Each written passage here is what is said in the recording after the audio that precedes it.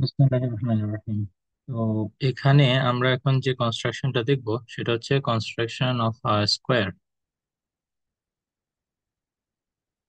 Whose length of a side is 4 centimetre. আমরা জানি normally আমাদের স্কোয়ারটা হয় কিরকম, এরকম একটা শেপে যেখানে সবগুলা সাইড ইকুয়াল থাকে এবং আমাদের অ্যাঙ্গেল গুলো হয় 90 ডিগ্রি। তো একটা সাইডের লেংথ আসলে জানতে পারলেই কিন্তু আমরা কনস্ট্রাকশনটা করে ফেলতে পারি, তাই না? তো এই কনস্ট্রাকশনটা আসে 2 মার্কের জন্য, যে কারণে এটার স্টেপস লিখতে হয় না, জাস্ট কনস্ট্রাকশনটা করতে হয়। তো দেখো এখানে অলরেডি আমি 4 সেন্টিমিটার লম্বা একটা লাইন এখানে ড্র করে রাখছি। তো এখন এটাকে ইউজ করে আমরা স্কোয়ারটাকে কমপ্লিট করবো। তো ফার্স্ট অফ অল আমরা যে কোনো সাইজের একটা লাইন ড্র করব। এটা আসলে এত বড় হওয়ারও দরকার নেই, আর একটু ছোট হইলেও আমাদের চলবে।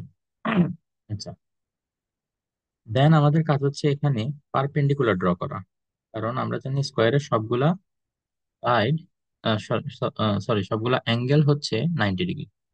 সবগুলা সাইড তো ইকুয়াল আর সবগুলা অ্যাঙ্গেল 90 ডিগ্রি। এই কারণে আমাদেরকে এখানে পারপেন্ডিকুলার ড্র করতে হবে। তো পারপেন্ডিকুলার কিভাবে ড্র করে সেটা তো আমরা অলরেডি শিখছিলাম আগেই। জাস্ট একটু ফলো করে আমরা এখন এখানে পারপেন্ডিকুলার ড্র করে ফেলবো।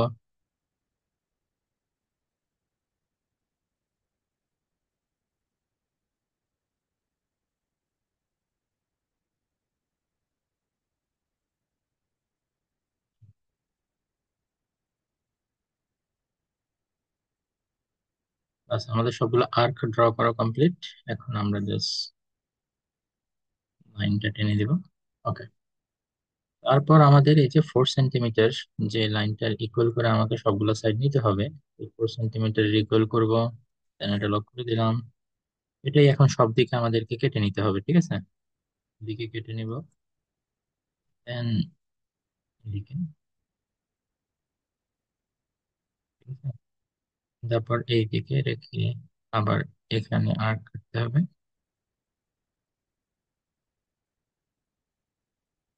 তারপর ফাইনালি এই যে এখানে রাখতে হবে।